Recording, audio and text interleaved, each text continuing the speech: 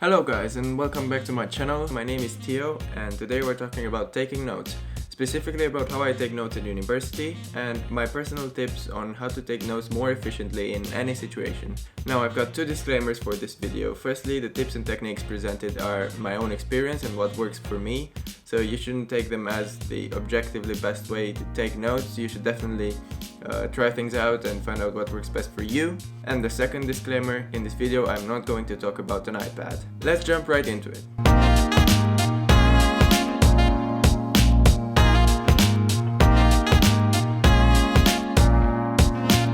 So there are a couple of different situations in which you're required to take notes.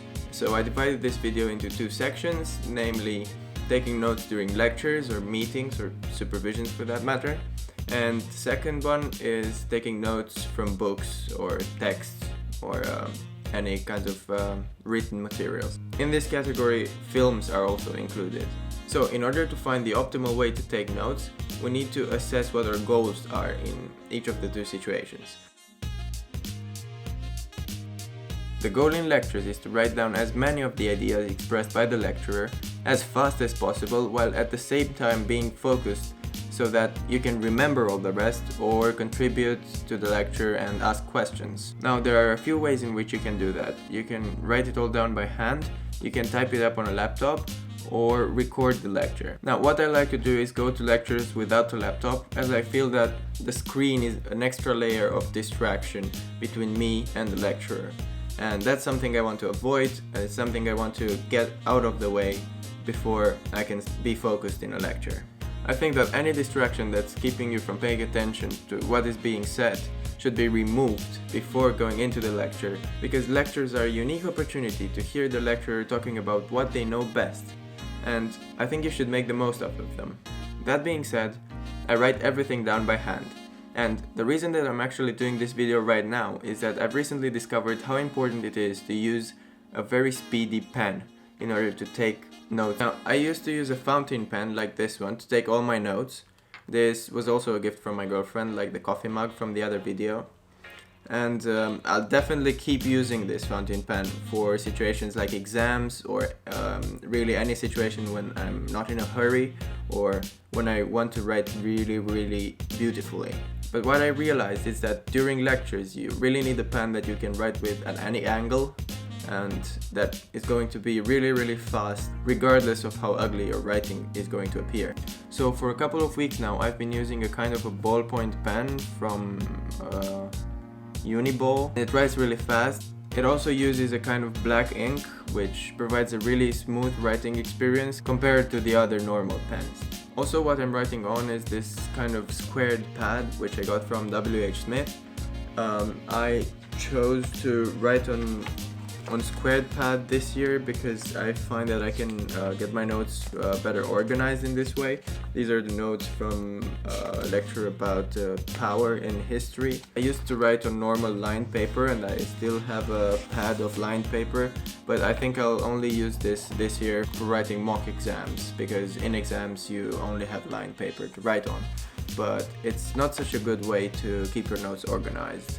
It's definitely not as good a way as the squared pad. Using these two tools and also writing everything down in bullet points rather than discursively in sentences helped me in the past few weeks write down almost 90-95% of what the lecturers were saying, and I really got a lot out of the lectures because I could focus on everything else that was being said at the same time while I was writing notes down very quickly.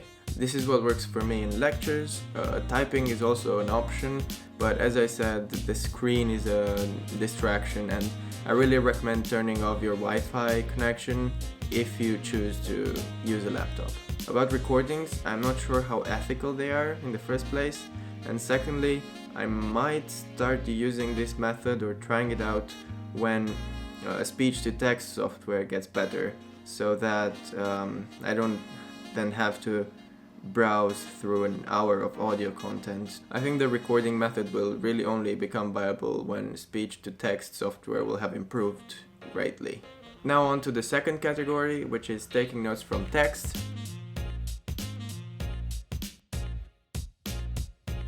Here, The goal is to write down the essential as fast as possible in order to not break the flow of your reading. The first thing I'd like to mention about this is that you should really read the introduction and conclusion of the text you're about to read, and read entire paragraphs before trying to summarize them in your notes. Don't take notes as you go, because you'll end up writing a lot more than you need to, and you'll only lose time doing that. Also, another thing is write the arguments and the examples or the analysis in different colors so that you can quickly identify them, and then use a different color for your own thoughts or comments on what is being said in the text. When reading and taking notes in order to produce a piece of writing afterwards, I'd start with the most relevant chapters. I found that that's the most efficient way to be able to start writing immediately. Again, I write everything down in bullet points, but recently I've been using capital letters and quotation marks in order to signify when it is a passage that I took entirely from the text as it was. Also, I mark the pages next to those sections so that when I'm writing the essays I know exactly what is directly quoted from the text and not paraphrased by me, and also I can then reference it properly. Now, in addition to writing everything schematically rather than discursively, what I found really useful was creating a hierarchy system that I'm using throughout all my notes. So what I'm doing is writing the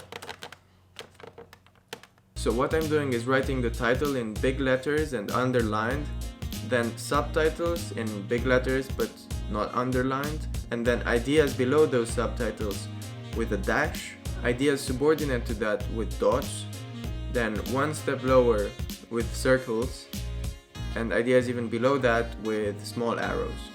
What I'm also using to signal cause and effect relationships is using the resulting sign from mathematics. Other signs that I'm using are equals and different than, which is equal and a strike through it. Also, from the point of view of would be a dot and a circle around it. These are really good ways to cut down on the words that you have to write, and it contributes to speeding up your writing. You can feel free to use my method, but you can also find your own. You can use colors to signal this hierarchy, or you can use other symbols, but make sure you use that all throughout your notes so that you always know where in the system you are and how ideas relate to each other. Also, I found that taking notes like this is way more useful and usable afterwards than printing the text out and using an orange or yellow highlighter to highlight the most important ideas. While that might seem really useful in the first place because you're in the moment reading the text and you understand everything, and when time passes and you will have forgotten what the structure of the text was and all that, it won't be as useful as having your own notes. So thank you guys for watching. I hope this video helped you. These techniques are things that I use every day in my university work at Cambridge, and I hope you can take something out of it.